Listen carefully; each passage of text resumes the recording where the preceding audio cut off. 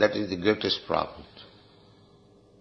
And the result is that when one gets that thing, even he is in the greatest difficulty of life, he is not disturbed. Jang labdha cha parang labhang mannate nadhikang tataha jasmin sthite guru napi dukkhena na vichālyate. Bhagavad-gita. Jang labdha cha parang labhang mannate nadhikang tataha. I think it is in the 6th chapter. Yang nam? Labdha. Oh, chapuram labham? 622. Yang labdva chaparam labham manyate nadhikam tataha yasmin stito nadukkena gurunapi vichalyate tang vidyad dukkha samyoga viyogam yoga sankhitam. Established thus, one never departs from the truth, and upon gaining this he thinks there is no greater gain. Being situated in such a position, one is never shaken, even in the midst of greatest difficulty. This indeed is actual freedom from all miseries arising from material contact. But by practice of yoga, one becomes gradually detached from material concepts. This is the primary characteristic of the yoga principle. And after this, one becomes situated in trance or samadhi, which means that realizes through transcendental mind and intelligence without any of the misgivings of identifying the self with the superself. Yoga practice is more or less based on the principles of the Patanjali system. Some unauthorized commentators try to identify the individual soul with the supersoul, and the monists think this to be liberation. But they do not understand the real purpose of the Patanjali system of yoga.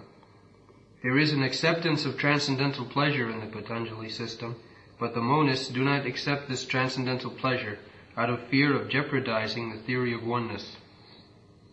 The duality of knowledge and knower is not accepted by the non-dualist, but in this verse, transcendental pleasure realized through transcendental senses is accepted.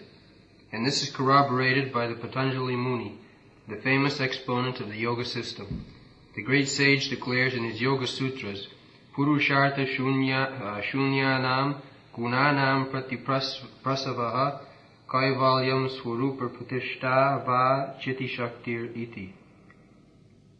This chitti shakti, or internal potency, is transcendental. Purushartha means material religiosity, economic development, sense gratification, and at the end, the attempt to become one with the Supreme.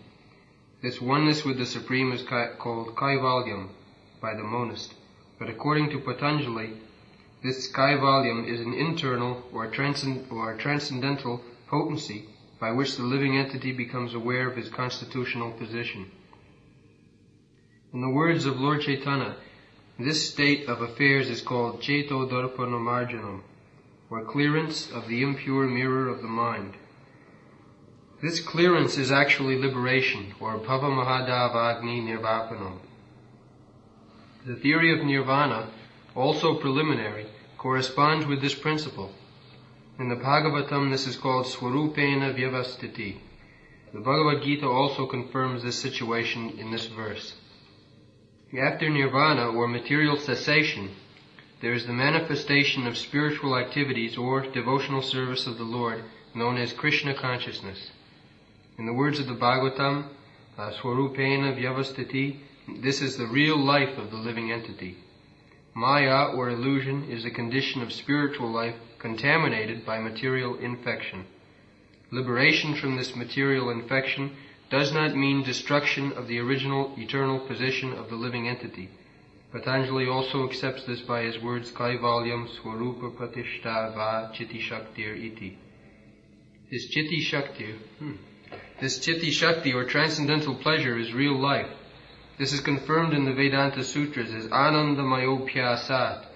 This natural transcendental pleasure is the ultimate goal of yoga and is easily achieved by execution of devotional service, or Bhakti Yoga. Bhakti Yoga will be vividly described in the 7th chapter of Bhagavad-gita.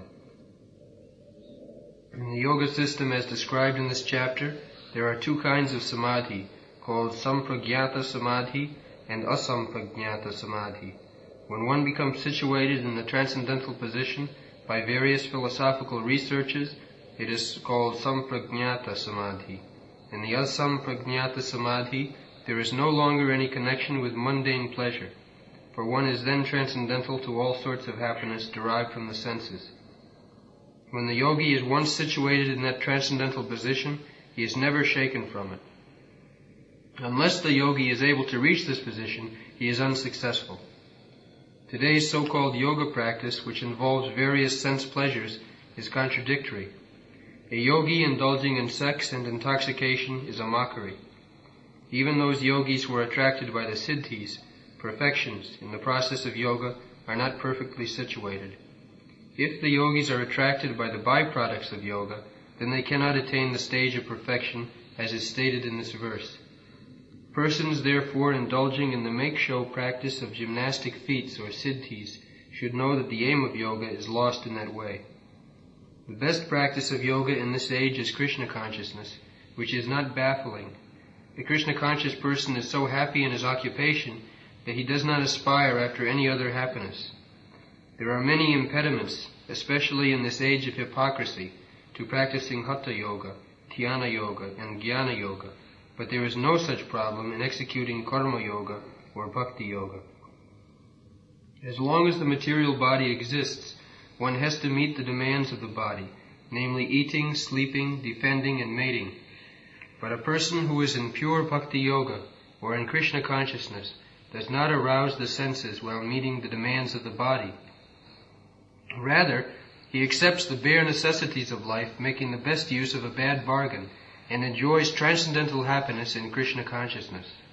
He is callous towards incidental occurrences, such as accidents, disease, scarcity, and even the death of a most dear relative. But he is always alert to execute his duties in Krishna consciousness or Bhakti Yoga.